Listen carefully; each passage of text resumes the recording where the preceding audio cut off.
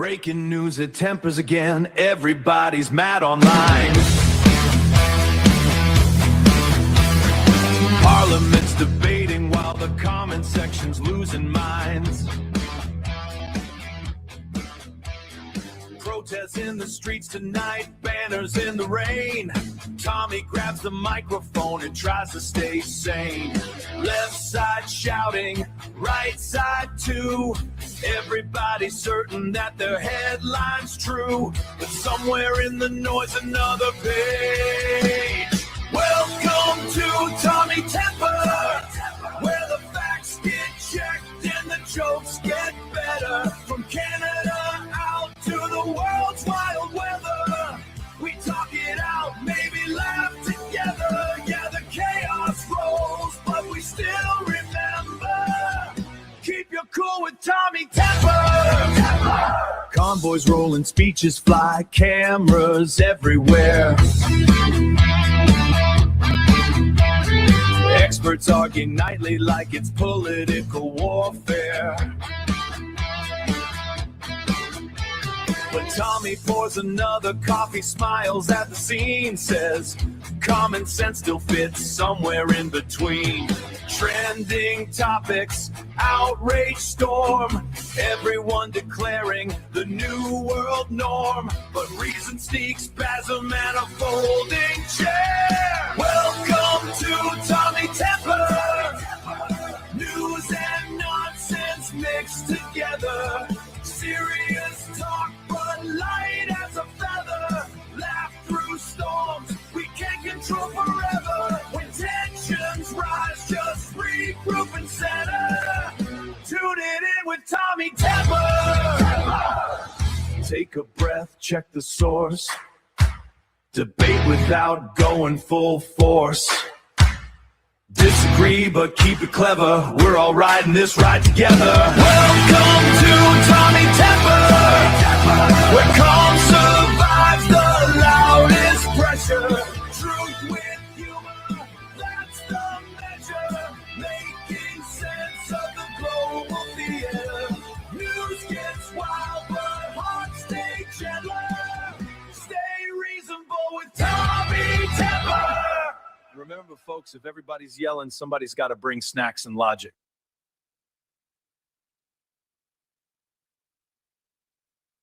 And it's me. I'm the guy bringing the snacks and logic here today. Let me sit up in my chair a little bit so I don't look too slouched over. Good to see everyone out there. We got Masad in there, 12th man, popping in there. Let's see, who else? There was somebody else in there, right first in there. That was Jolly Joint. Oh, wow. So early in the day, too. Hey, we're just coming to you from Edmonton, Alberta, Canada. And I haven't been live for a little while, you know. Well, you know, you can't be live every day doing the same thing, whatever. But, nice to see you all. I just kind of thought I'd throw up a stream here, maybe talk a little bit about what's happening out there in the Middle East with the so-called war going on there and stuff, you know. That sort of thing. We got Carrie's Musings in there. Hey, good to see you. All of our good friends piling in here to see what's happening on the Tommy Temper Show. Oh, wow. Got David Walter, new sub. Good to see you in there, David. Thanks a lot for subbing to the channel. Do appreciate that. If we get any super chats, they will appear up on the screen, and your super chat will also vocally be heard on the stream here. If anyone subs to the stream, we're going to see that popping in here. If anyone joins my channel, we've got the new thing hooked up here. I'm broadcasting from Edmonton, Alberta, Canada, and I am, let's see, right here is my crystal gondola overlooking the elm-lined streets of Edmonton, Alberta. You can see there's still the road is looking brown there. Yesterday it was completely covered with snow, but there's been a little bit of traffic down there. But we got a fresh heap of snow here in Edmonton. As you can see, lots of snow out there in the field. And we had to get out there and shovel the snow and stuff like that. Make sure that we don't get hit with a bylaw fine, that kind of thing. But we're doing good. Was just kind of working a little bit on some of the technical stuff with the channel here. I got a new stream deck in for the lake, and I'll be going to the lake a little bit later on there today, and we'll try and do a stream there from the lake, from that studio, maybe tonight. Maybe we'll get on there and do a panel show tonight. That would be good if we can do that. So keep that in mind if you want to pop onto the panel. The problem with me running a panel, though, is that a lot of times I don't get a lot of people coming onto the panel. Lately, it's been actually not too bad. We've been getting some good people coming on and, talking about different things. So, yeah, keep in mind that we need people to come on to the panel. You too, Railroaded, come on the panel. I know you've come on the panel there before. So, welcome there, Railroaded. Nice to see you. It's, it's actually a cold day. It started out at minus 20 degrees Celsius.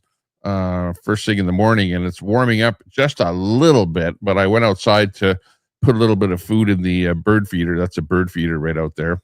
And the bowl of water, which is sitting over on the other side of me here, this side, there's a electric heater on that, so it never does actually freeze, even though it's 20 below out there. But we've got a little bit of water for the birds and a little bit of bird seed. I put some bread.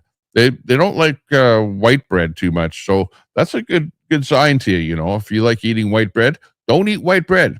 Eat that brown multi-grain type bread, especially the type that has a bit of bird seed in it and stuff like that. Stuff that the wild animals will eat out there. Is stuff that's probably good for you too. You know what I mean? So I tend to tell my wife, don't buy white bread anymore. Don't buy white anything. Well, I'm not, saying that white people are bad, even though we're all racist. We know that. We've already, you can call me whatever you want, and it's not going to make any difference. Colonizer, what else is there? All of that crap. Call me whatever you want, but it'll just go you over my head, and I'll go, yeah, right. In your mind only, but not in my mind. Okay, I'm just a nice guy trying to live my life and have a good time, work hard for a living, make some money, and pay as little taxes as possible. Try and put food on the plate, put a roof over my head, and just be like a normal citizen. I'm not trying to be anybody famous or anything like that.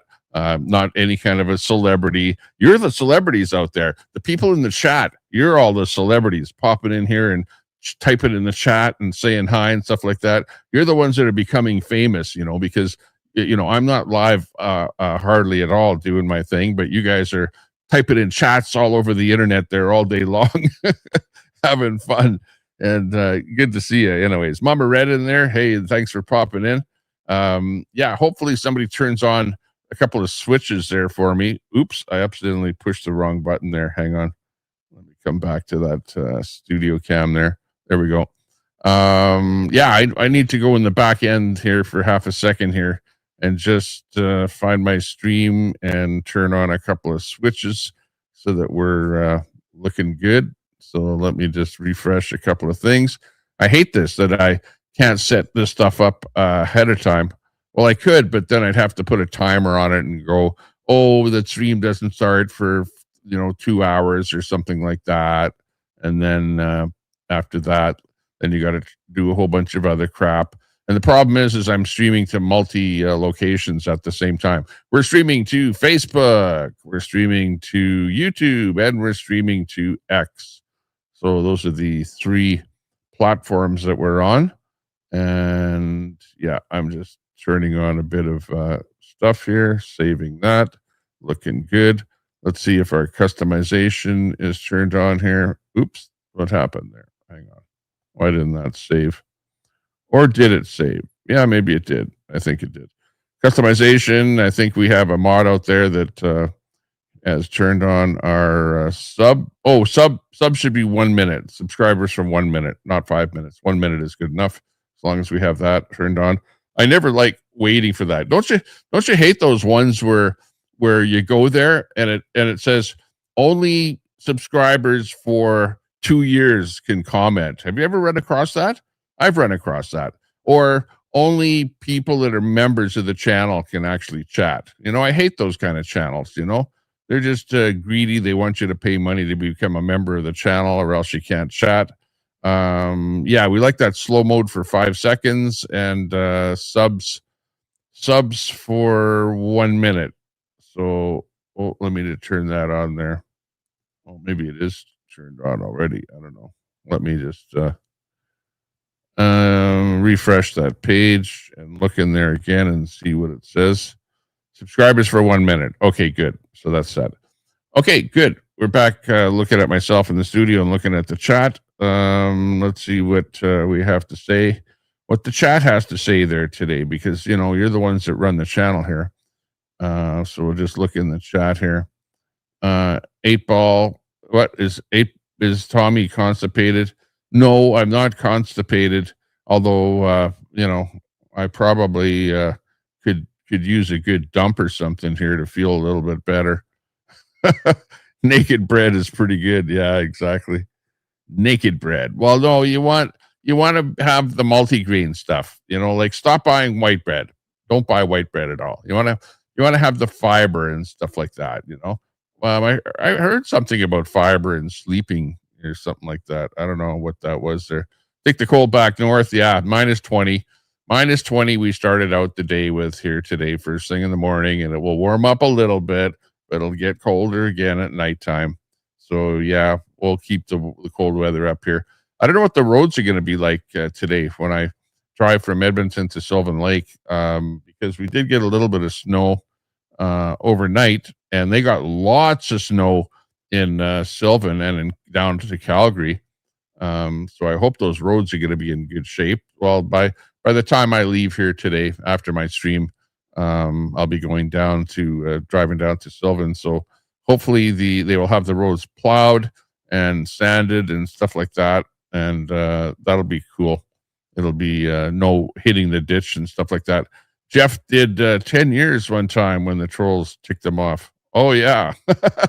Oh, to set the chat to 10 years. Yeah, that's funnier than hell. Then very few people can chat. Actually, if I set it to 1 year, there's actually quite a few of you that would be able to still chat here, because a lot of you are still or have been subbed to the channel for a while. Hey, thanks a lot. We got a couple of subs. I was at 9288 before I started the stream, and we're at 9290 here now. So we did get a couple of people subbed up. I don't know. I only saw one people pop up on the screen here as a sub, but maybe the stream chat will say who's subbing up here. So yeah. Oh yeah, we did a poll, 12th man. The last time I did a stream, I did a poll as to whether or not Queenie should be banned, and over 70% of you said to ban Queenie. So Queenie got banned from the channel. So, you know, tears for Queenie today. You can say tears for Queenie. Even the chat there can shed a few tears. I can still chat off a couple of years. Yeah, exactly. I know you've been a sub for a long time. Hey, we got Kevin in there. Kevin, good to see you. Says hello, everyone. You're looking good with a nice shaved beard there. Looking pretty dapper. Nice to see you in there, Kevin. 76, 77. Nice choice of numbers there. Well, when I was doing my name, you actually have to have a name that's long enough, right? And that's why they pop those numbers in there. If you would have said Kevin YouTube or Kevin whatever, but I typed in Tommy Temper, and it didn't like Tommy Temper, so then I typed in show. So my actual screen name is Tommy Temper Show. So that's how that ended up like that. So whatever, that's why I popped it up there. So that's whatever my screen name is, exactly the way I typed it in there. But I didn't have to put any numbers in there when I had a long 3-word type thing, So that worked out pretty good because that's exactly what's going on. But yeah, welcome to the show, Kevin. 76, 77. You're looking good there today. We got Masad in there, who's looking like some kind of a freaking, I don't know what the hell that is, Star Wars avatar or something like that. Not too sure what you're supposed to be there, but that doesn't look like your real face. Not that I've ever seen your real face, Masad. You're like inconspicuous. You know, you don't want your real face to be known out there because I don't know why.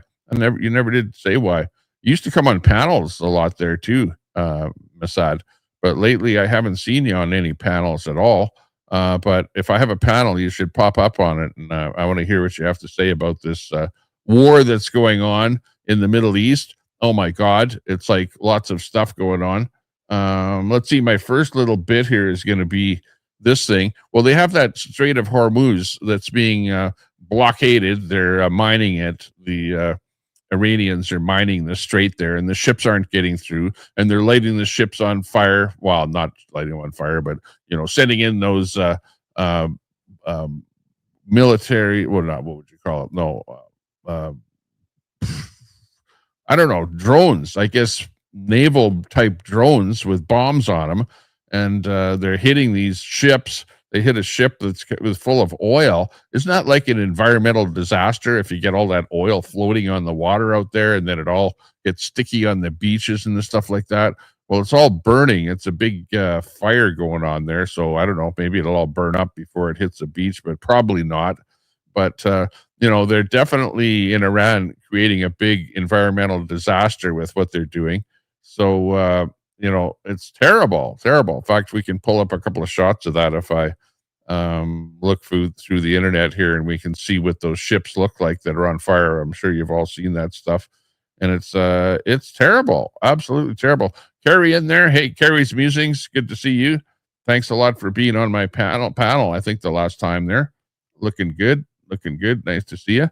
I did some clips, some shorts with some of the stuff from my last panel and whatever, or maybe 2 panels ago. And I've got this new software called Opus Clips that I just go, okay, Opus, take a look at my last stream and create some shorts for me that are like 1 minute long, 1 minute or less long. And Opus goes in there and scours through my last stream and then does a clip of whatever that they like. It's like, in fact, I might do that about this show here too.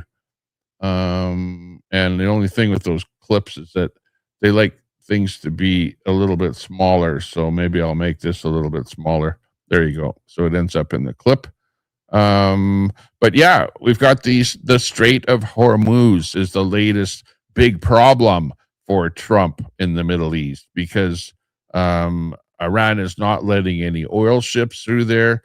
The price of oil is going up right now. Everyone follows the WTI, Western crude price, and it is now sitting at $97.90 at the moment.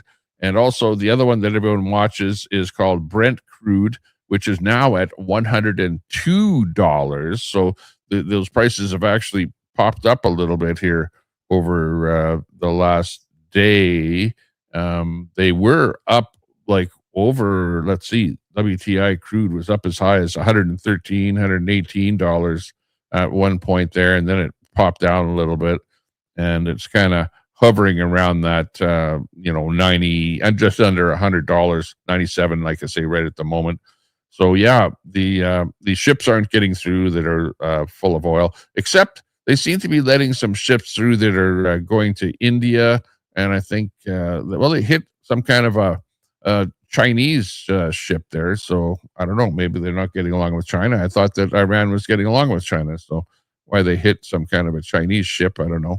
There was another one there. Was it from some other Eastern country, Thailand or something like that? They hit that ship, so not looking too good. But somebody came up with a thing here where what can they do with these ships that can't get through that Strait of Hormuz? Well, somebody has an idea on that, and we'll pop that in here.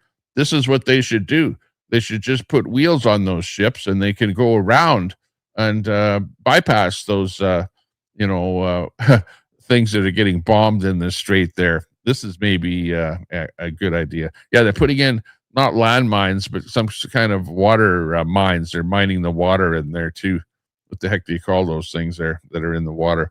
But anyways, they're going hard on that whole stuff in there. Oh, who else is in the chat there? We got some more people popping in here. We got Edward Cam in there. Hello, Edward. Good to see you. And we've got TTC, No Flex Zone in there. Hey, good to see you. Tyson Hook is in there. Mouth of the South. Hey. Queenie got banned from the channel. She was disrespecting me. She was calling me bad names and calling me a colonizer and, all kind of bullshit like that. And, and then just, calling everyone a pedo and, you know how she is there. So, I've just had enough of platforming somebody that just badmouths everybody, including me, like really, honestly, in the chat, if you want to badmouth me and say bad things about me, you'll get banned. You can, in the chat, you can pretty well get away with almost anything. I don't really care if you say bad stuff about somebody else, but if you badmouth me in particular, you'll get banned from here. And there are a couple of people like Catamus Rex. You're banned from my channel just because you're being very disrespectful to me, doxing me and doing stuff like that, running a channel that is allowing other people to do doxing and being disrespectful, and you lefties, where you go, we're so inclusive. We're such nice people. And we're really great. No, you're not. You're not inclusive at all. You're the worst people on earth. You say bad things about people. You call people names. And you, if somebody is overweight, you're like, oh, that guy's fat, like fat person. Those guys, they're, like fat shame people. You're like the most despicable people on earth, but yet you think in your own mind that, oh, I'm such a good person for calling somebody else for being a racist. Well, you're no better for your, fat shaming and all the rest of the crap that you're doing. You're no better than somebody that's that you perceive as being a racist or says some word that somebody doesn't like. Like, come on, you guys are actually worse than the people that you're trying to call out at the end of the day. I don't know. And you guys don't see it at all, but we see it over here. Like, I'm not sitting here. Yeah, this is a great idea. Thanks a lot. Shelly in there. Hey, good to see you there, Shelly. It's a great idea. Yeah. Somebody came up with a great idea there. Well, but calling people names is something that you like to do. I don't like to do it at all. And you never hear me calling people names at all. I'm a right winger, and most right wingers are just good people trying to be nice to everybody else. That's all we are. That's all we're doing. And we like to be nice, right? So you try and be nice to people too. Quit calling people names. Quit calling people out. Quit trying to be an Al Munson of the world, where you're like, we're going to say shit about everybody out there. Fire up a stream. Al Munson's stream would be like this. Here, let me imitate Al Munson here. I'll show you. This is Al Munson. Welcome to the Al Munson show. No, I'm not going to show my face, and I don't have a camera, and I have a black screen, and I'm going to be the best streamer on the whole freaking internet. My name is Al Munson. No, you're not the best streamer on the internet. Your stream is a piece of shit. All you do is call out people. And you have your little tribe of people. You can be the worst person on the internet. And, the proof in the pudding is Queenie. And you will still have a tribe. You will still have people that will surround you and like, oh, we love you. We love you. We'll send you, hundreds of dollars and make sure that you keep being a piece of shit. But at the end of the day, okay, do what you want to do. And you're going to have your small little tribe around you. And, at the end of the day, it's going to be you against the rest of the world. And you're going to be small. You're not going to go anywhere. You're not going to get anywhere fast. And it's just not a good thing at all. Okay, first thing here, we've got relax. The only risk in transiting the Strait of Hormuz is that Iran will shoot a missile at your ship. Otherwise, it's open for transit. Yeah, right. Things aren't that good in the strait there at the moment. Let's bring this little clip in here and hear what our good friend has to say here. Hang on a second here. Let me rewind this. The only thing prohibiting transit in the Straits right now is Iran shooting at shipping. It is open for transit should Iran not do that. The only thing. Yeah, right. So, okay. It's open for shipping as long as Iran doesn't shoot a missile at you. Well, hang on. What about those mines that they've put in there? Hang on. Not a missile, but what about those drones that they have in the water where they can just, sneak up on you, and blast away, and those things go pretty fast in the water there too. There's lots of things more than a missile that'll get you in there. But hey, at the end of the day, it is what it is. It absolutely is what it is. Let's see here. What do we got here? 2,500 U.S. Marines just got deployed to the Strait of Hormuz. This isn't deterrence. This is a ground invasion. So there's something going on here with a whole bunch of troops going in there. I don't know if you saw this one here at all. They're coming in on by water, coming in from this ship here. It's like it's a big thing going on here. Let's listen to it.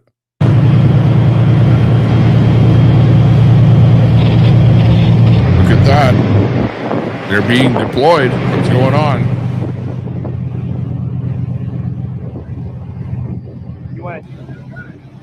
Coming out of there.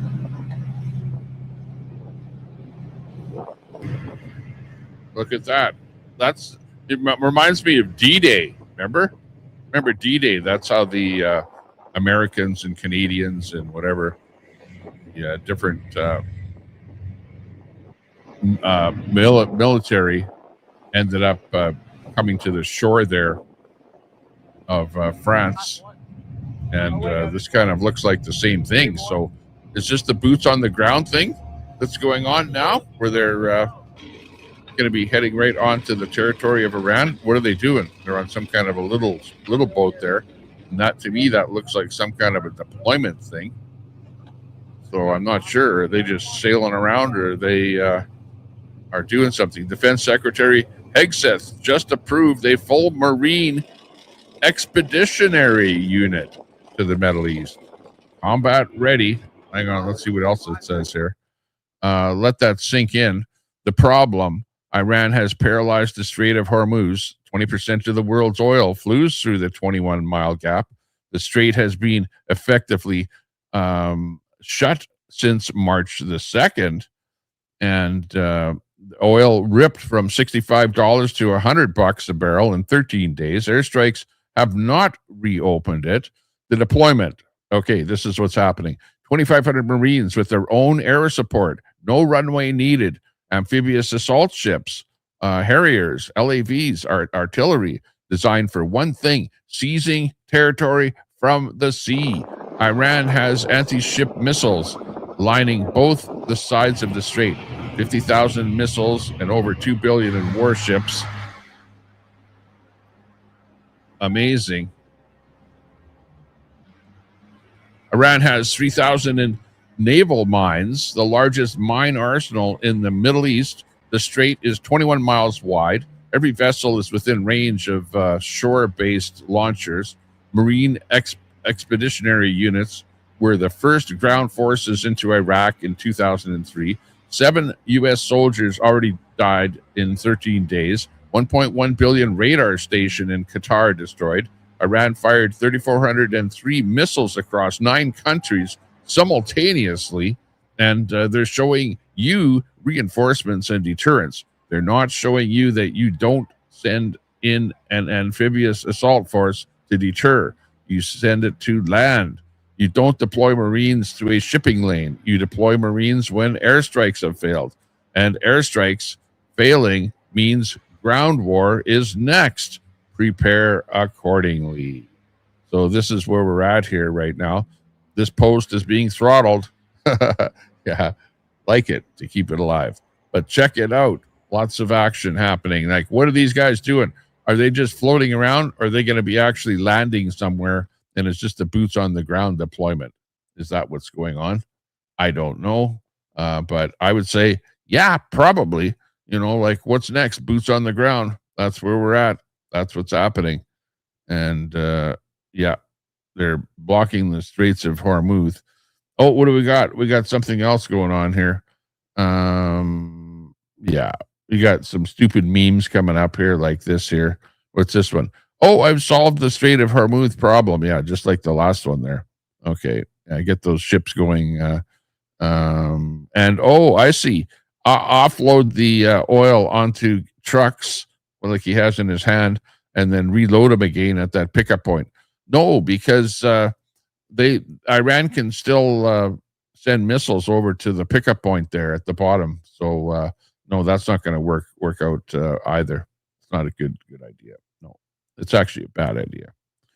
Okay, what else is happening? We got this clip here showing a little clip from Fox here about what's happening. Let's listen to this little story here coming in from Fox News. Since last night, 4 tankers have been attacked in the Strait of Hormuz. The Iranian regime is being systematically decimated, so economic warfare is their last resort. The Iranians clipping the ships with unmanned drones and small rocket fire, doing small amounts of damage, but just enough to rattle the insurance underwriters and slow down oil flow. A senior White House official tells Axios, quote, the Iranians effing around with the Strait makes Trump more dug in. Oil spiked on the news, and Brent crude closed around $100 a barrel. We're going to be in very good shape. You see what's happening. They are pretty much. Anyone notice that Trump's face is looking a little oily? Like, it's really shiny. His face is really shiny lately. I don't know what kind of makeup he's using there, but he's definitely looking nice, like that fake tanning stuff that you can put on your face, and then whatever kind of stuff he's got on there.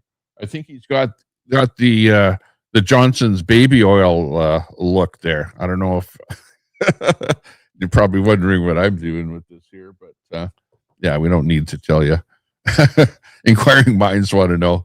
But anyways, his face is looking a little oily, like he's got that Diddy oil on his face there. By the way, I like Trump. Hey, and I don't like to criticize him at all, but just something I've noticed here lately.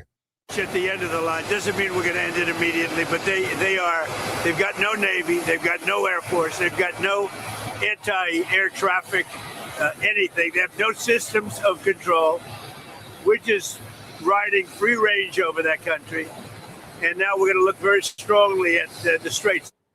We reopened the Strait before, in the 80s, during the tanker wars, when Iraq was doing battle with Iran. Fortunately, today, we're in good hands. Former CIA Director General Petraeus explains why.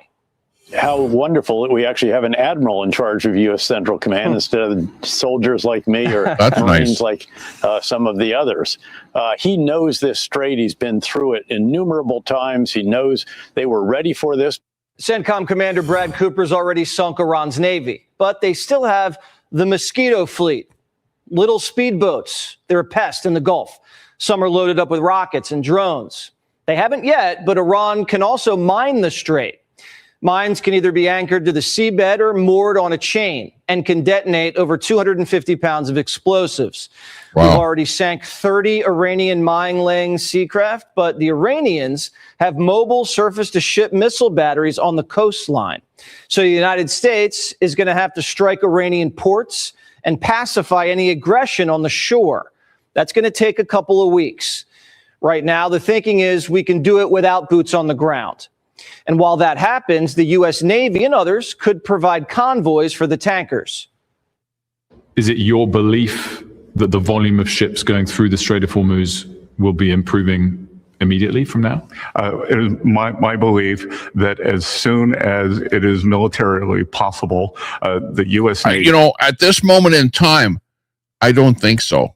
I don't think that the strait is safe enough for any kind of a ship to be going through there. And in fact, the only ships that are going through are ships that Iran actually wants to go through, like ships with their oil that has been loaded that they want to go through, right? They're allowing that, but anything else coming from any of those other countries, they're not allowing to go through. And not in the foreseeable future, not until U.S. goes in and thwarts the source of where those missiles and little water drones and stuff like that are happening. And if they have mined, and apparently they've mined the strait already, and Iran knows where those mines are, because obviously all they have to do is follow one of their ships going through there, and they'll see where it's not mined, right? So they'll be able to do that at bare minimum. But the rest of the area is going to be mined, and it's not safe for any ship to be going through there, except for in something that Iran wants to go through. Being perhaps with an international coalition will be escorting vessels through. We're hearing the British Navy might get off the sidelines and help the Americans punch open the strait. The Japanese could lend a hand too. Their Navy's top notch, and they get almost all their oil from the Gulf. The question is, when's it open? Here's the Energy Secretary. Do you think by the end of this month, the U.S. Navy will be escorting some of those ships through the strait? You know what? You can't say. Nobody can say. Nobody knows. Nobody knows. And, I think, honestly, it's going to take boots on the ground into Iran and secure all of those shore areas. And I don't know if I can bring up a clip here, but there's a clip that I saw that showed like an underground bunker just loaded with those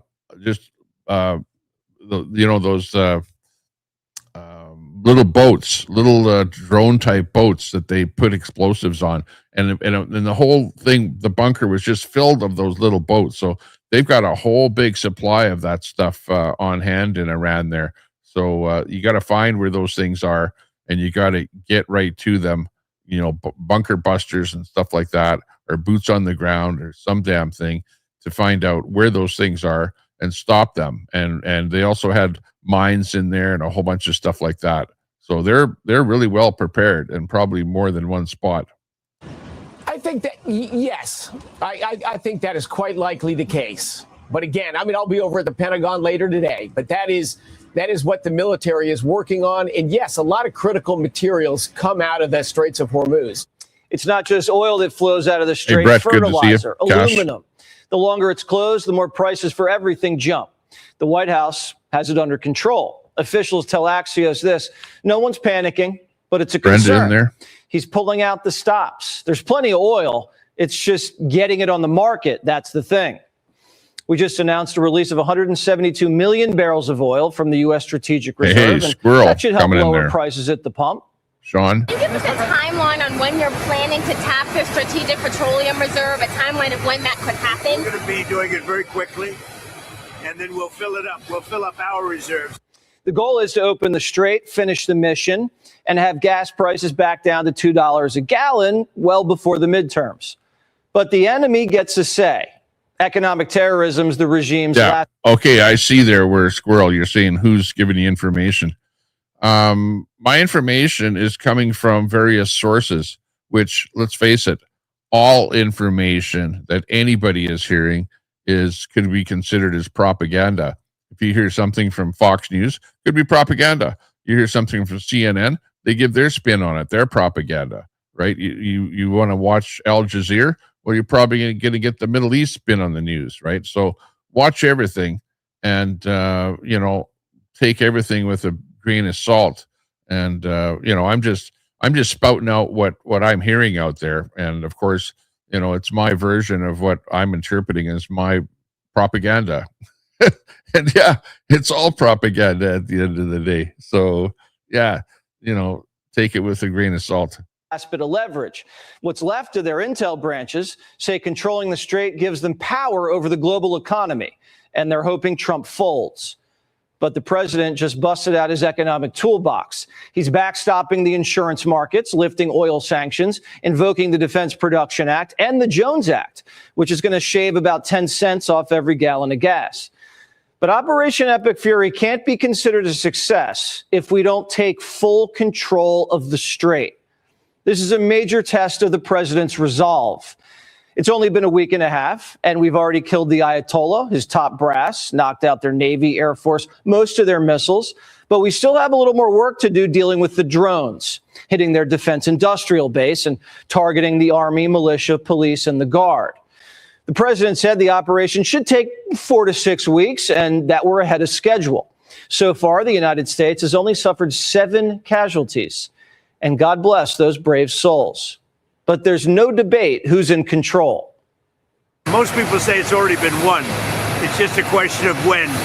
When do we stop? We can hit sections of Tehran and other places that, if you do it, it'll be almost impossible for them to rebuild their country. And we don't want that. But No. we can hit electric. Yeah, good point there. Like, there's certain things that, if you think about it, that the States has not done. Like, they have not taken out the electricity. You know, they generate electricity. They have points where they distribute electricity. They could bomb everything there, and it could be in complete darkness. But the United States haven't done that. And also, the point at which they load all of the oil, the Iranian oil, onto ships, they could just bomb the hell out of that whole point. But they haven't done that. They haven't. And they're still allowing Iran to load oil onto ships, and they're allowing those ships to flow. And the reason for that is because that oil is going to China, and they don't want to start a war with China by cutting off the supply of oil to China. So that's why they're allowing the Iranian port to load oil onto ships. They're not bombing that at all. And they're allowing those Chinese ships with oil, well, it may not be a Chinese ship, but ships that are destined for China, to flow through. Because, the United States, think about it. You cut off that supply to China, you really piss off China, and you might be starting a World War III where you're going against China and Iran at the same time. And you don't want that to happen. So it's like you're walking on eggshells dealing with this whole thing. So that's part of it. Now the electricity, if you cut off the electricity, you still have, literally millions of people that are Persians that don't want to be part of this war. And you're going to be cutting off electricity to them and making life harder for them. So, you have the few numbers of people that are the Islamic regime that really the U.S. is trying to get rid of. And but if you cut off electricity, you're cutting it off for all of the Persians that are not part of the Islamic regime. So that again is part of the problem. Well, we could take apart their electric capacity within 1 hour, and it would take them 25 years to rebuild it. We don't want to have to hit civilian infrastructure because we don't have a beef with the Iranian people. We want the country to be able to rebuild easily when the war's over and take their country back. Exactly. But the regime leftovers are launching indiscriminate attacks against Middle Eastern neighborhoods and banks, refineries, even American consulates. Imagine they had a nuclear weapon. It's exactly why we're in this when we are. And we'll talk about this. Iran has actually hit a Canadian military installation in the Middle East, and that happened at the beginning of the month. And our government in Canada was zippered on that. They didn't say a damn thing about it until like yesterday. We found out about it yesterday that our military base got hit, and our prime minister didn't say a damn thing about it, since the beginning of the month. And it's already the 13th here. So shame on the Canadian government for not saying that happened. There were no casualties when it hit. But the fact is that they actually bombed a Canadian military installation in the Middle East. So shame on the Canadian government. Shame on you, Mark Carney. Shame on the Liberals for being tight-lipped on that whole thing and not saying a damn thing about it. And also saying that, we don't want to get involved in the Middle East war, right? It's like, no, we don't want to have. We're liberals and we're just going to hide. We're not going to do a damn thing. Yeah, Iran can send bombs at our military bases, and we're like, please don't do that. Please don't do that. Don't worry, we won't do anything to you. The president thinks the IRGC are like the Gestapo and believes they haven't been punished enough. In the past hours, they've been using cluster bombs First responders are here at a scene in Tel Aviv where an Iranian cluster munition exploded after it was launched in the latest ballistic missile barrage. You can see the amount of rubble and debris here. First responders say multiple people are being treated with shrapnel injuries, and there are at least a dozen impact sites. Yes, Sandy. The big reason is if they're going to send out bombs to 8 or 10 different countries and bomb 8 or 10 different countries in the area, that shows you that Iran, the Islamic regime, didn't like all of those countries. Now, what if Iran had the atomic bomb? What if they had the atomic bomb? What do you think that they would do? What do you think? This regime doesn't care who it kills. It's just out for blood. They're cornered and want to wreak havoc on the neighborhood to fracture the alliance. And Ayatollah Jr., well, his whole family was taken out, so he wants a taste of revenge. We haven't seen him since they crowned him supreme leader, but today, someone allegedly on his behalf smuggled a statement through to Iranian state TV. Listen. Oh. Sanian, I assure everyone that we will not refrain from avenging the blood of your martyrs. The revenge we have in mind does not concern only the martyrdom of the great leader of the revolution. Rather, every member of the nation who is killed by the enemy constitutes a separate case in the file of retribution. Little Ayatollah. Ooh. Has to sound tough. Wow. But hang on. I thought he's in a coma with one leg lying there. And they brought out a paper thing of him, a cardboard. He's like nowhere to be seen or heard, whatever. It's like kind of a clip in there or something, but whatever. It's somebody reading something. I bet he didn't even say it himself. I think he's in a coma or something like that. What's his name? Mushtaba.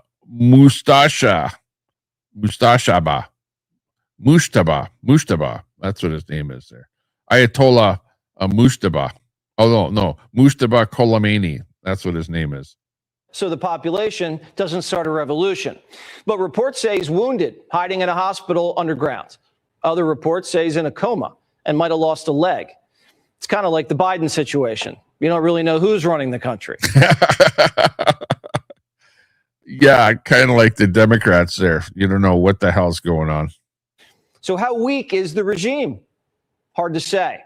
Trump's told the Iranian people to stay down. It's too dangerous outside. But when it is time and the smoke clears, to take back your country.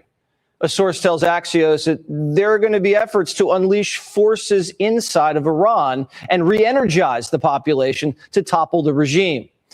But we have no idea if that's possible or what that even looks like or how long that could even take.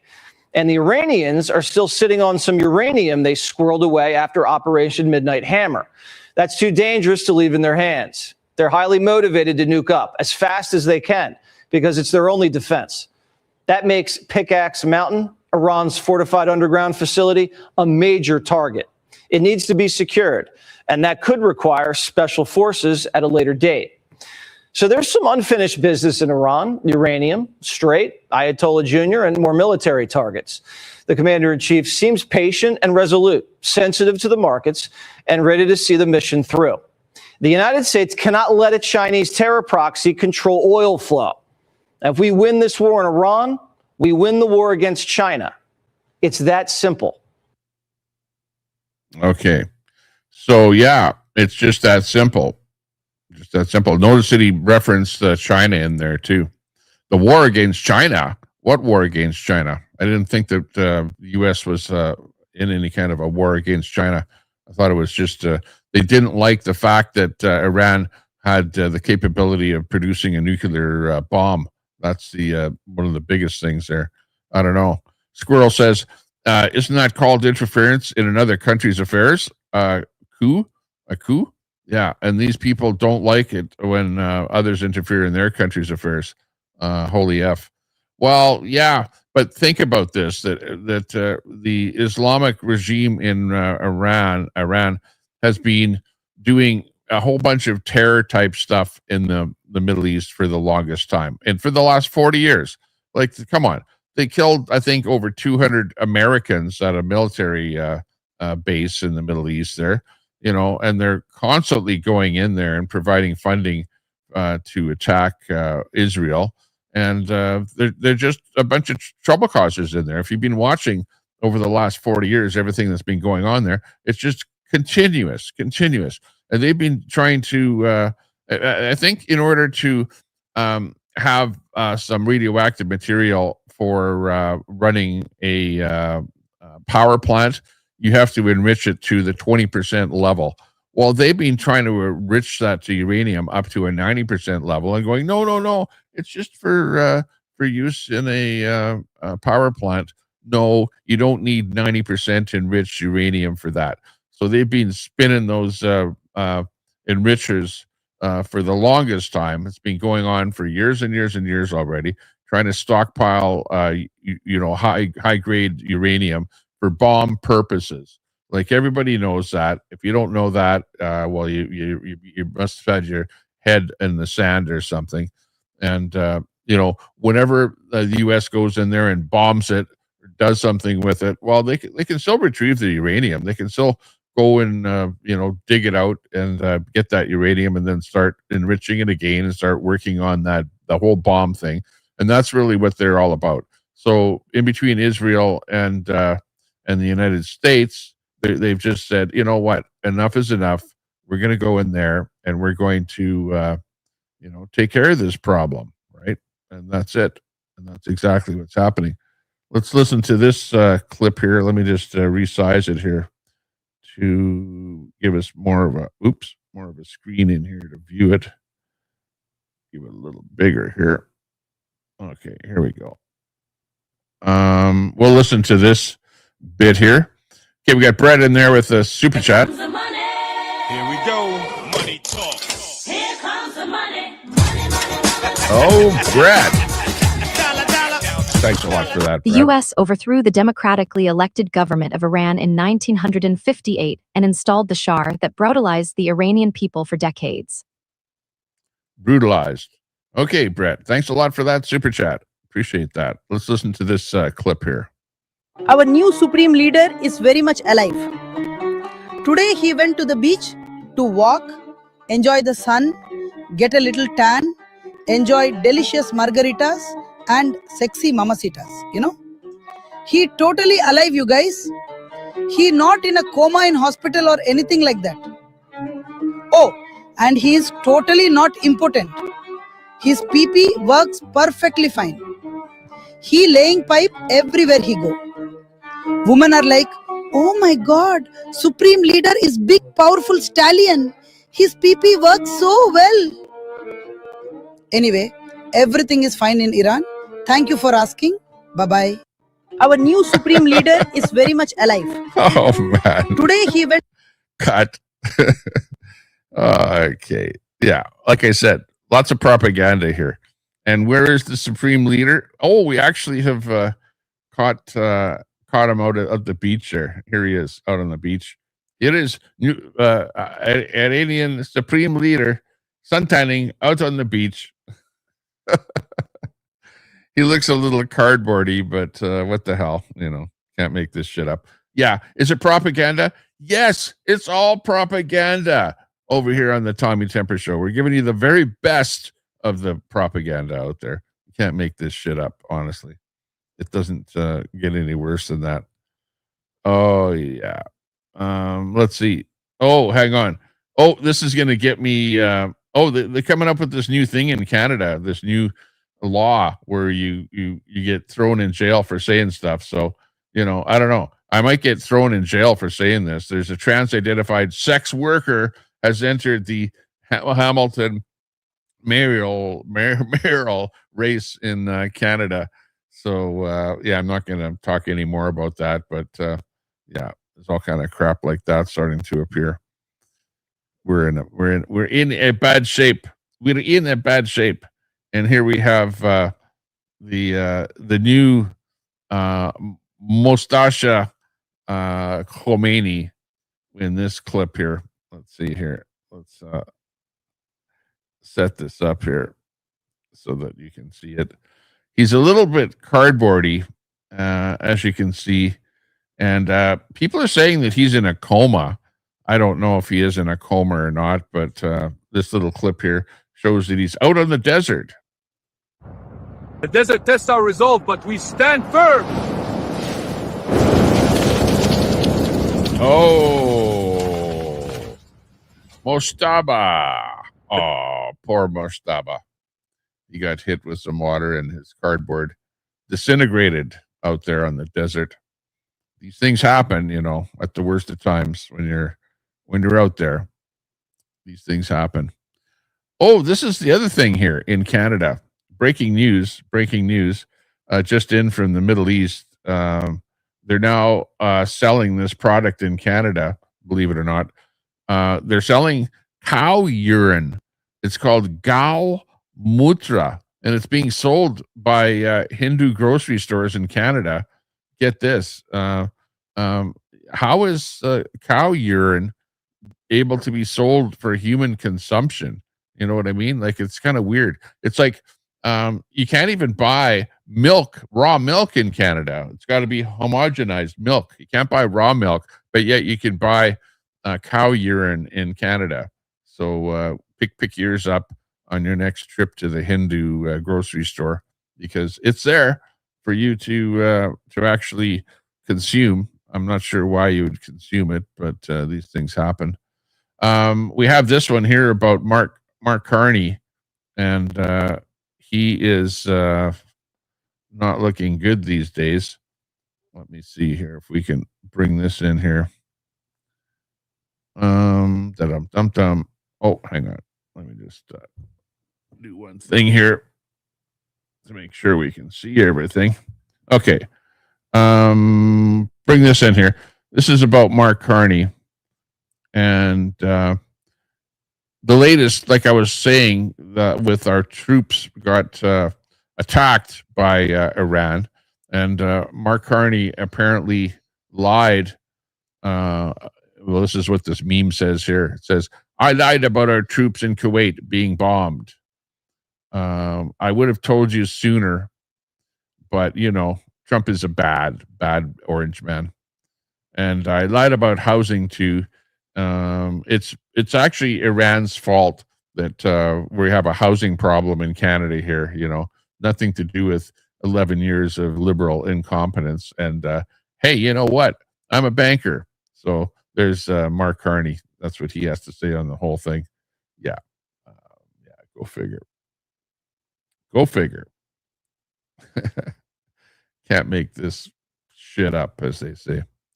So yeah, that's the deal with Mark Carney. He's in a bit of poo-poo there for, you know, trying to blame Iran. Well, not him, but one of his ministers actually said that. And oh yeah, we've actually found the leader. Oh, hang on. I don't want to get a strike on this one here, music strike. But we found the leader of Iran, and he is in a hospital in a coma. And this is him right here. He's actually not in great shape. I don't know. Some people have said that he's not even alive. I don't know. But, you know, they brought out the cardboard thing of him. And now this video has surfaced of him actually in a hospital bed. Can't make this stuff up. Maybe you can. I don't know. There you go. Let's see. Oh, hang on. In Canada here, I'll just show this here because I ran across this. This is for Queenie out there. Queenie, this is for you. Okay. This is somebody of your own ilk saying what they think about what's going on in Canada. Hey, everybody. This is a hard video to make. Have you guys seen the Aboriginal people? Let me say this. Let me talk to you guys first. Have you seen the Aboriginal lady that switched today? Switched from NDP to Liberal? Do you know that her son was convicted for child porn? I mean, this is speculation at this point, but he was probably a pedophile too. That's all I'm saying. Ooh. Why are we trusting our chief and our council members? Why are we trusting these Aboriginal, Liberal, and NDP people who are in bed with people who want to unalive not only Canadians, but us too, who will one day try to get so many of their immigrant family and friends and buddies here that they can try to take over our country and enforce their culture and religion on us and their language. And these are the same people our Aboriginal leaders are crawling into bed with, begging to be in bed with them, so that if they succeed, we will have to assimilate again. In what universe do we trust government people as Aboriginal people? Take them at their word? Is it just because they're Aboriginal people that we're supporting them? Is that the correct way to go about voting for people who have the power that affects us and your grandchildren? People who are in bed with the enemy? These leaders, these chiefs and councils across Canada are in bed with the Liberals and NDP parties. They are making closed-door deals. They are selling you. You need to wake up, Aboriginal people. They cannot be trusted. They cannot be trusted. You either need to wake up and start standing up against this corrupt system that we're in, the corrupt Indian Act that we are being silenced by, oppressed by our leaders. I mean, they neglect, they embezzle, they do all kinds of things with our money, but we never see it as Aboriginal people. They always have an excuse why they don't build programs, why they don't create jobs for us. They have an excuse for everything. In 100 years, they've never done anything, with millions of dollars thrown at them. Billions of dollars in reality. And they've never done anything for our people. And our people suffer from drug and alcoholism. They suffer from diabetes. They suffer from cancers that they probably got in residential schools. Just saying, a lot of stuff. But they don't give a fuck about that. They'll go and they'll advocate for residential school stuff. But do you ever see the money? Do you ever see programs created? Meaningful ones that actually affect and help the people and help the people and heal the people.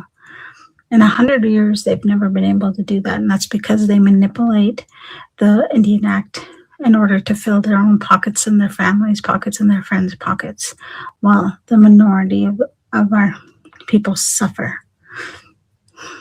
This is our chief and councils across Canada. In 100 years, things hasn't changed. So many of them go and get educated. They go and get this, but they never come back to the reserve. They go and get stupid things like the Indian Day and Aboriginal Day and stupid. Yeah, but anyway, she goes on and on. This is Bernadette Anderson, and if you want to hear the rest of that, go to Marty Up North, who actually I'm getting that clip from. But she's right. She's right. The money goes to the band and the council, and literally millions and millions of dollars go to Native. I'll say the word Native. She's using the word Aboriginal. Queenie doesn't like that word. She says it's a colonizer name. But the Natives have, it doesn't drizzle down to the actual people. It's like the people are at the top, the band chief members and the councils. They manage to have an awful lot of money flowing to them, but it doesn't trickle down to the small people, to the band members, is what she's saying. And she's also saying that she doesn't like the fact that what I see as well is that you bring a whole bunch of people from a particular country over, and then they all of a sudden bring in all of their customs and all of the things that they do and the languages that they have, and they petition schools, for example, to teach Arabic or to teach Punjabi or whatever languages that they speak in their country. Well, they want those languages spoken in the schools in our country, and they try and turn our country into their country instead of them coming to Canada and becoming Canadians, right? And you guys see it in the States too, where you have enclaves of different peoples that set up shop in different cities, and then they, change the councils and then bring in certain laws and stuff like that, and start changing street names and whatever to some names that you never heard of before, all kind of stuff like that. It's craziness that's going on. We need to have a particular country needs to stay the country that it is, instead of having such a high levels of immigration to where the immigrants all of a sudden take over and your country is not what it was. It wasn't like Canada is not Canada anymore. Canada is now a hyphenated country where you're like an ex-country - Canadian, whatever, and you're not a Canadian anymore. I'm the only Canadian because I was born here, right? I'm Canadian. I'm not a hyphenated person. Like my history, my background comes from many generations ago. Okay, so I'm like many generations of Canada, of Canadian, and the same thing that you might be in the States, where your mother and father was probably born in the States and didn't come from another country. So you're American, and you consider yourself to be American. You don't consider yourself to be Irish American because some great grandfather or something, whatever, came from Ireland. No, it's not like that. So anyways, that's what her beef is, and that's what she's saying. Let's get back to the Fan Trump army here. Alert: in a stunning announcement, the United States has officially branded major branches of the Egyptian, Lebanese, and Jordanian Muslim Brotherhood as a full-blown terrorist organization. This whole thing is popping up now to where he is not liking this whole thing. And this story is about that. Let's listen to this one.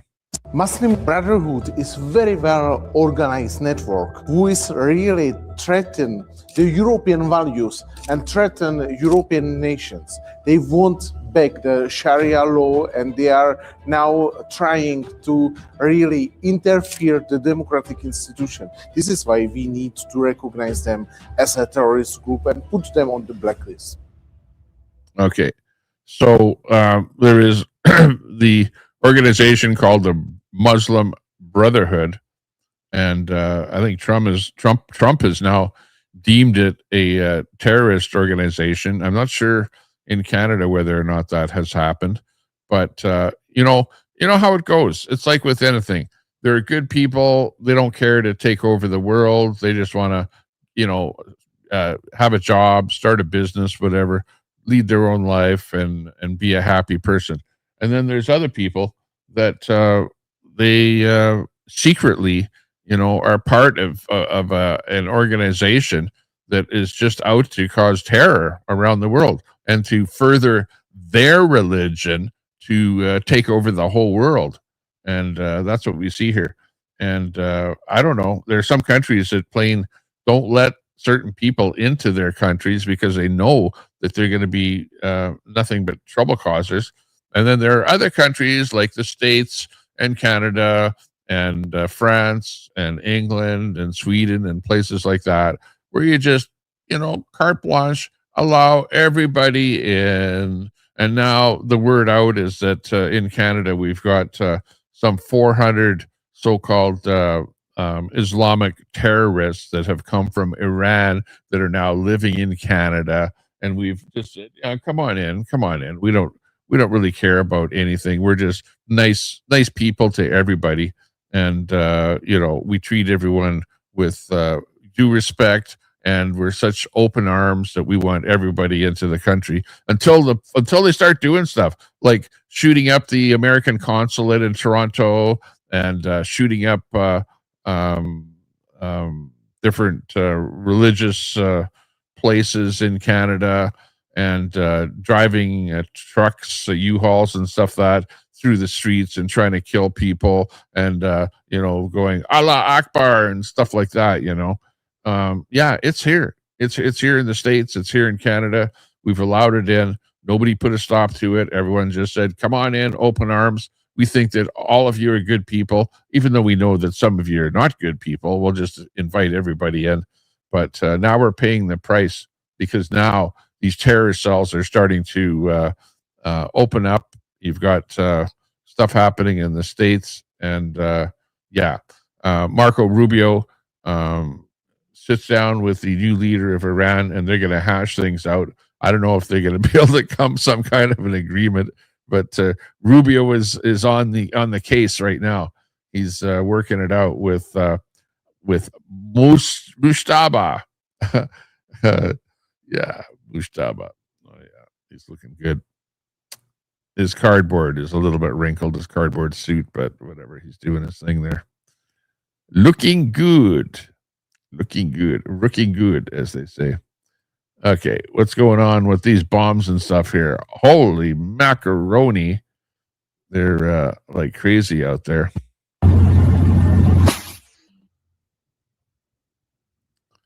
Iran's Supreme Leader, Mujtaba Khamenei, says the Strait of Hormuz will remain closed. He also warned that U.S. military bases in the region could be targeted if tensions continue.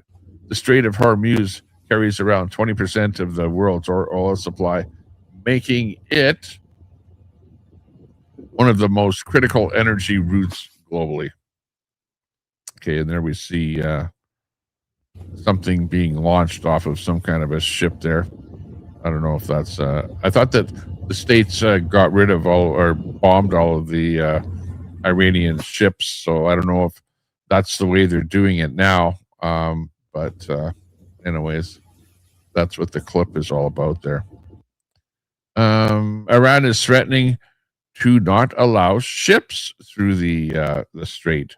Let's see this one here and see if we can read it. Okay, here we go. Here it is, and we'll play this one from the beginning here. Looking good. What's this clip all about? Read it here. We will never allow even a single liter of oil to pass through the Strait of Hormuz for the benefit of America, the Zionists or their partners. Any vessel or oil shipment intended for America, the Zionist regime, or their hostile allies will be a legitimate target for us. Your strategy of hiding behind Iran's neighboring countries, the Muslims of the West Asia region, and even the world has expired. The tactic of your cowardly military hiding in public places and infrastructure in the region cannot save your forces from the quagmire in which you are trapped.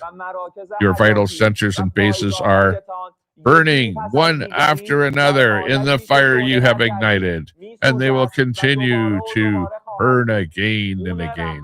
We consider the blood of our martyred leader and the commander of the Islamic to be definitive of any that's going too fast. Policy has ended.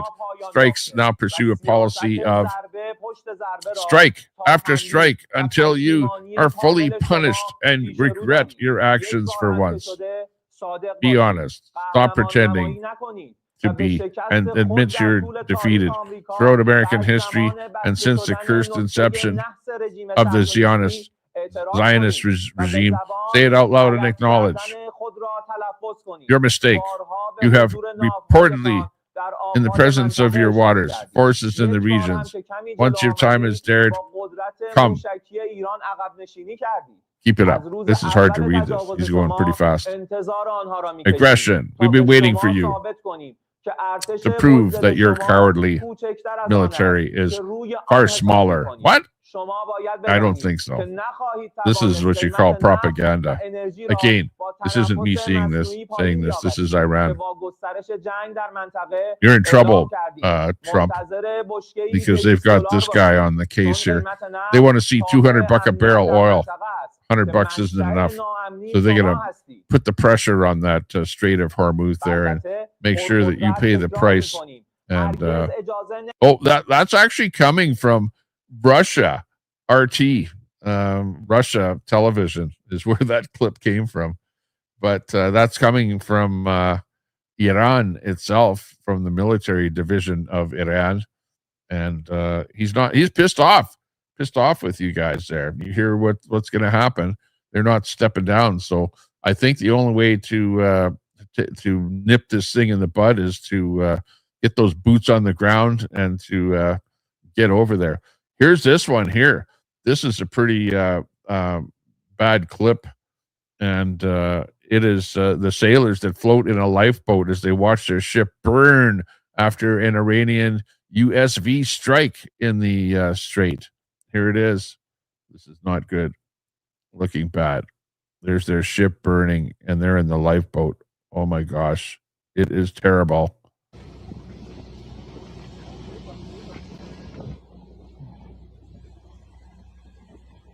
I think this is the one from the Far East. I forget what the country was there. Was it Thailand or something? Who these people are in the lifeboat. But yeah, their ship got hit. And if you look, the ship they didn't strike a mine. Or if they did, the mine was on the surface of the water, but I don't think so. Because it's on the back of the ship. The ship would have been moving forward, so a mine usually hits the front of the ship. But I think it was one of these above water drones, because the damage on the ship is actually above water, and they hit the engine room.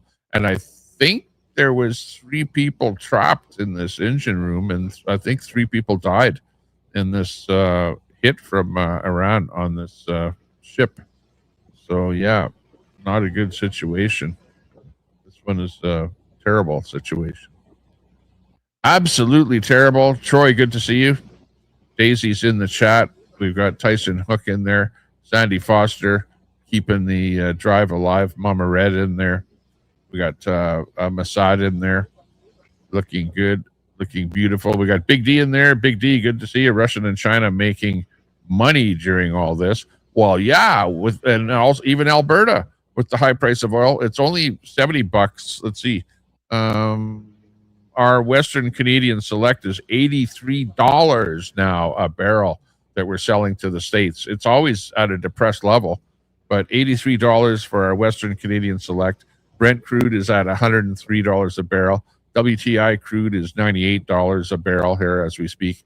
So yeah, anyone that is into, selling oil is making a lot of money. I don't know that China is making a lot of money because they're not selling oil.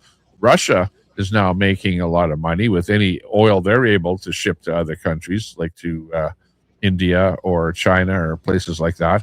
And I think Trump has actually taken the cap off of Russia and is now allowing them to sell oil to places like India and Russia. So they're able to make a lot of money off of their oil now. So yeah, it's but anyways, all because of putting the stranglehold of ships going through the strait. And yeah, here we can see the whole thing with these people that are like really in terrible shape there. With the ship being hit, you can see the above the waterline hit on the ship and the people in the boat. It's terrible what's happening. Not good at all. Not good at all. See if we can come up with that clip of this is the one here that I saw. Okay, where they have the ships in the let me just spread that open a little bit here. Oh, hang on. Wrong one. Where did it go? Window capture. Here it is.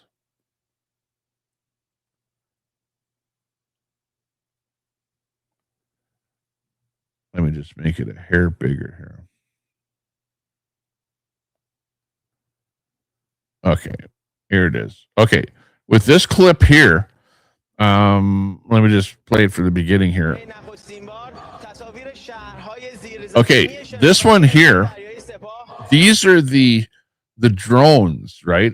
And Iran published this footage, and this is underground. It's in the tunnels, and they're stockpiled with what are known as naval drones, anti-ship missiles, and sea mines. Okay, this is what this is showing us here. So take a look again here. This is what one of these, and you can see it's on a trailer, like a boat trailer, but it's like, I don't know, maybe a 20-foot, 17-foot, 20-foot drone type boat, and it's got, you can see on the top of it some kind of a transponder or something to where they can maneuver it, maybe using an Elon Musk Skylink or something, or whatever. They can remote control this thing. Maybe it's even AI in it. Who knows what the hell? But look at this. Watch close. This is underground. They have these things ready to go, stockpiled, and you can see how many of them they have. So yeah, what America has to do is they have to locate where this is and bomb the hell out of it. Look at this. Those are all mines in there. Ships and mines. Boats and mines in there. Like, look at. Like, not just one or two of them, but a lot of them. A lot.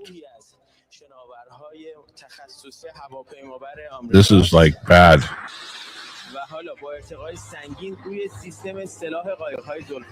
Look at that. They can actually fire off of those things missiles to hit a ship. So Trump hasn't hit those things yet, and they've got a lot of them stockpiled. This is what Iran is saying. And this is the kind of crap that you have to watch out for. You know, this is where you're at with the war here right now. Sure, he's hit the naval ships that are visible, docked. You've hit the airports and the airplanes and stuff like that. But this stuff is hidden underground. And basically, this is the troubling part of the whole war. Anything that is stockpiled underground. This is like bad. Terrible. And you got to find out where this stuff is. And, you know, bomb the opening of it so that they can't get all this stuff that's stockpiled underground. So that is important. That little clip there is probably the most important thing that I'm showing you here today. And hopefully you're paying attention. And Trump is paying attention, and that he you know, how do you get those things? You gotta find them.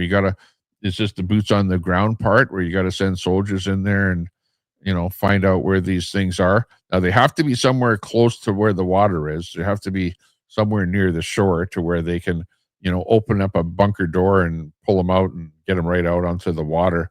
So got to be pretty close to where the water is. But Iran is not a small country. It's a big country with lots of area to have to deal with. So there you go. This is a clip of the coming in from the States here. Let's watch this little clip here.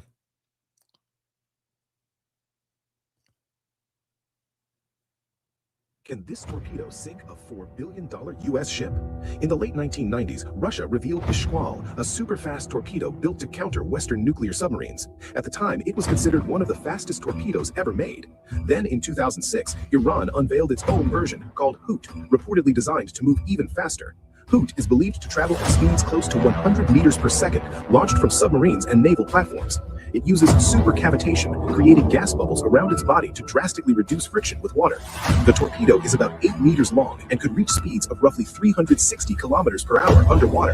At that speed, a target just 1 kilometer away could be reached in about 10 seconds. Can this? Yeah.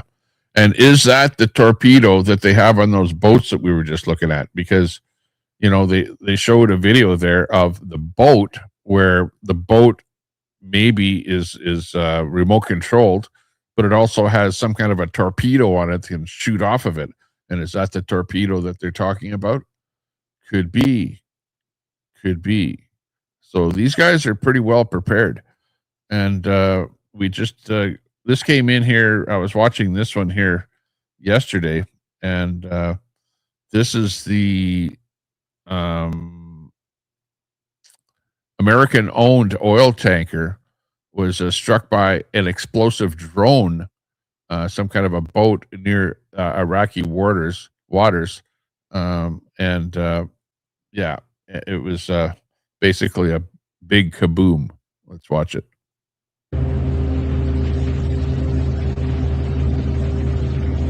Sure, you've all seen this one, and in fact there's a picture now of the aftermath the next day, and it's just a complete burnt out hull. Oil tanker going up.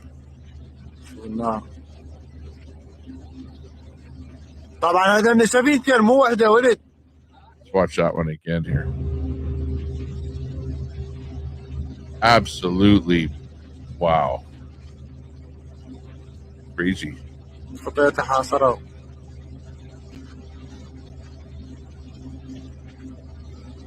Khuda Hafez. Allah Akbar on that one. Holy.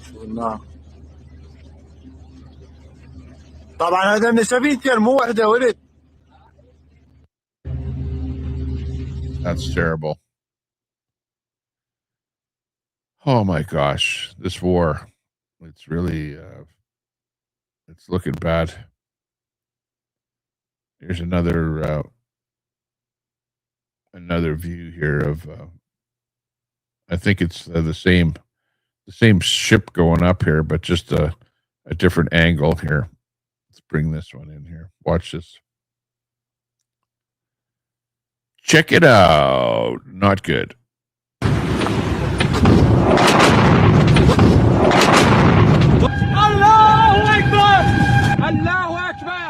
Allah Akbar. All right.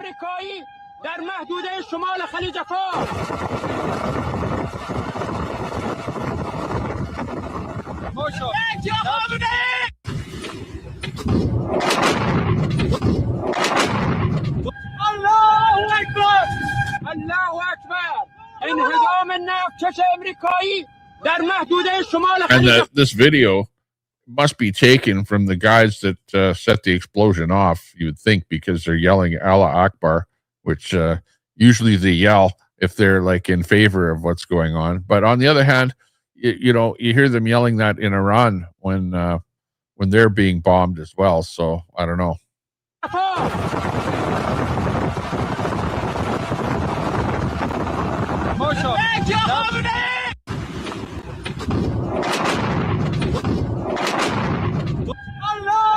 Holy, over here we'd say, holy shit. Yeah. Allah snack bar. Yeah. Edward Cam has, yeah. Edward Cam knows exactly what they're saying there. Allah Akbar. Oh man. But the real Persian people are saying Khuda Hafez, which means God be with you on that one there. It's not good. Not good at all. Very terrible. It's very terrible what's going on in the Middle East there. And oh, we got this one here. Here's the Strait of Hormuz, and yeah, this one here pretty much says what's going on there. This is depicting Iran, and there's the strait right there if you look close. And depending on what kind of a ship is coming through, they will either let it through or block it. Let's watch this.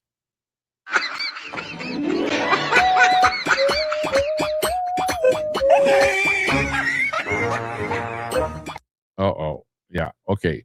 We'll let that one through. That one's from Iran. Here's one coming from China. So, yeah, from China, no problem. Let it through. This one, oh, an American one coming through. Oh no. Oh, Trump not letting through. Not allowed. Not allowed. Yeah. Iran, no problemo. No problem. China, no problem. No problem.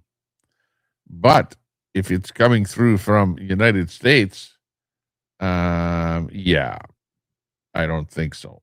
You're in a bit of trouble. And there's Trump yelling. What's he yelling? Allah Akbar or something. I don't know. No, it's not funny. It's not funny. It's not a funny thing. It's not good. Yeah. Oh, look at what's this? Wall Street Apes representative Tim Burchett exposes the price of gas increasing in America. What's this? And it's got nothing to do with the Iranian war. He says we buy zero oil from Iran. Our fuel companies just decided to take advantage of the situation and to gouge all of you people in the United States. Let's listen to this. Nothing to do with the war. Hey, everybody. Tim Burchett just filled up the dually with diesel yesterday. I decided to do that instead of sending my daughter to school next year. Good for you. But the reality what? is, they're ripping us. What? I decided to fill up my truck with fuel instead of sending my daughter to school next year. Yeah, gas is getting a little pricey these days. Off. Diesel is like the second cut they take off it when it comes out of the ground. I think it goes. Where is he? California? And diesel, and then gasoline. And diesel is the most expensive. And I'm sure they can make some sort of. They'll bring out the economic experts. To cover themselves on that. Another thing that really ticks me off about it is that they've when the price of oil, like they say, well, it's this whatever happens overseas is causing this to happen. But then when you go to the hardware store or the auto parts store and you buy a quart of oil, guess what? The price hasn't gone up. But the price of the gasoline in the tank is going up, and that's gasoline that is probably months from it was in the ground, and then it was converted into. Well, yeah. If the price of the barrel goes up, you automatically put up your price, even though the stuff that you bought like a month ago or a week ago or whatever at lower prices. That doesn't matter. If you're at the gas station, it goes up immediately. Don't you know that? That's how it works. It's been like that like forever. Gasoline at a refinery. So the whole thing is just ridiculous. It's greed, and eventually we're going to come to a point in technology, say coal turning coal into oil and gasoline, as the Germans did during the Second World War. But guess what? The technology hasn't advanced since then. That's right. And by the way, Brenda, thanks a lot for the 10 gifted memberships. Thank you very much for that. Do appreciate that. Thank you very, very much. It's still cheaper just to get oil out of the ground than to convert coal, which we have a lot of. And how much oil does America get from Iran? Zero. That's how much. This is a scam, and these oil companies, shame on them. They're using this opportunity to make record profits once again. So you got to ask yourself, even if we were getting it, what about the stuff that's already in the pipeline, that's already been paid for, the gasoline that's in the tank at your neighborhood filling station? How does it go up exponentially? Well, like okay, you guys in the States are getting a lot of oil from us here in Canada, right where I live, right from the tar sands just north of me. And we send it in a pipe down to the States for you guys to refine, right?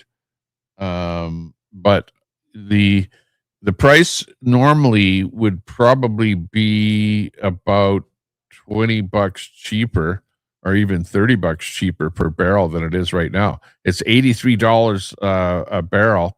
And let me just look and see. Hang on. Let me do a quick look here to see how much it was. It was like probably $50 a barrel, $54 a barrel before this whole thing happened. And now it's up to $83 a barrel. So that's like $30 a barrel. Oil has gone up of Western Canadian Select oil. And that's because of the war. Because of the war. That's what's going on here. So, and really, the war hasn't really had anything to do whatsoever with Western Canadian Select oil. And but you can see what a discount that Canadians are giving to the United States on our oil. Really, our oil should be $96 a barrel, but we're selling it to you guys for a discount down to $83 a barrel just because you're our only buyer of our oil. Nobody else. Well, we ship a little bit of it to the West Coast and it goes over to China or someplace like that. The vast majority of our oil is bought by you guys to refine down in the States. And we give you at least a $10 to $15 discount compared to everything else. Thanks a lot. Yeah. But anyways, let's finish up with this. When something happens overseas, it's a scam. Gasoline goes up like a rocket and it comes down with a parachute and it never gets back down to where it should be. Technology, all that technology in the world, we're going to eventually figure out how to crack that hydrogen molecule and run our cars off of water, I think. I don't care what the scientists tell you right now. They tell you all this stuff. It's, well, the man couldn't run a 4-minute mile, can't go 100 miles an hour in an automobile, you can't breathe. We're not going to go to the moon. Tim Burchett's not going to get elected to Congress. You hear all those things. Guess what? They happened. Anyway, thank y'all for sending me here. Pray for our country. And another gifted membership, another 10 gifted memberships by Last Queen Standing, Brenda. Wow, you're such a big supporter. This stream has been supported by Brett and Brenda, the two double B's there. Thank you very much for supporting the stream. We do appreciate that. Thank you very, very much. And for those of you that got a membership, hey, good for you. You got a green name in the chat there now.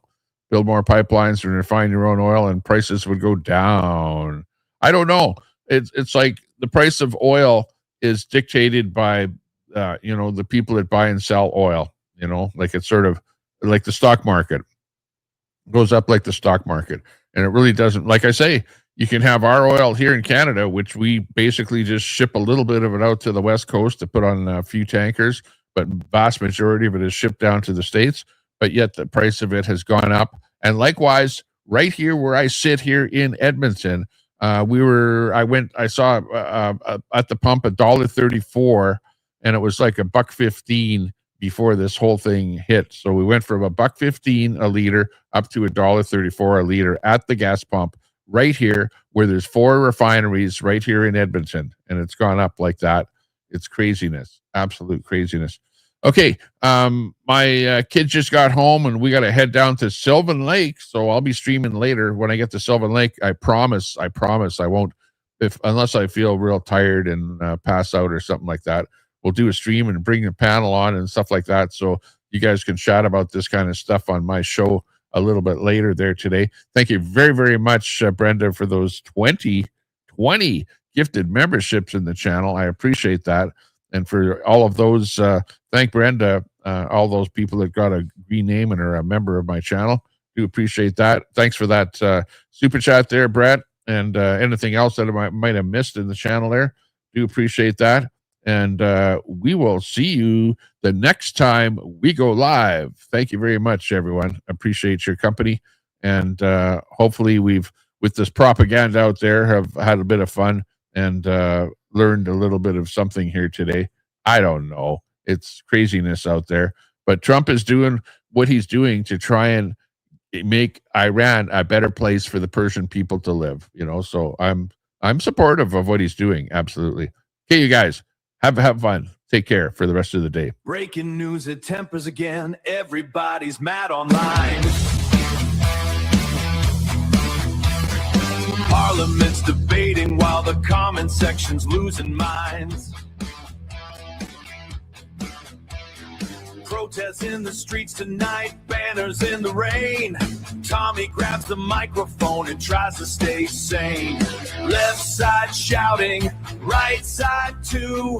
Everybody certain that their headline's true, but somewhere in the noise another page. Welcome to Tommy Temper, where the facts get checked and the jokes get better. From Canada out to the world's wild weather, we talk it out, maybe laugh together. Yeah, the chaos rolls, but we still remember.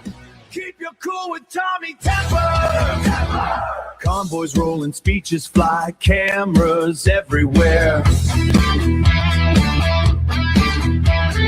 Experts argue nightly like it's political warfare.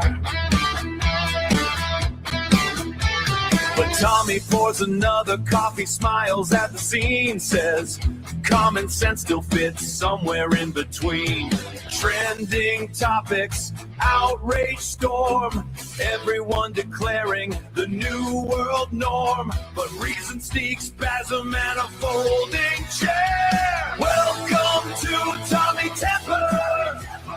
News and nonsense mixed together. Serious talk, but light as a feather. Laugh through storms we can't control forever. When tensions rise, just regroup and center. Tune it in with Tommy Temper. Take a breath, check the source. Debate without going full force. Disagree, but keep it clever. We're all riding this ride together. Welcome to Tommy Temper, where calm survives the loudest pressure. Truth with humor, that's the measure. Making sense of the global theater. News gets wild, but hearts stay gentler. Stay reasonable with Tommy Temper. Remember, folks, if everybody's yelling, somebody's got to bring snacks and logic. And thanks a lot, Brenda and Brett, for the snacks. See you later.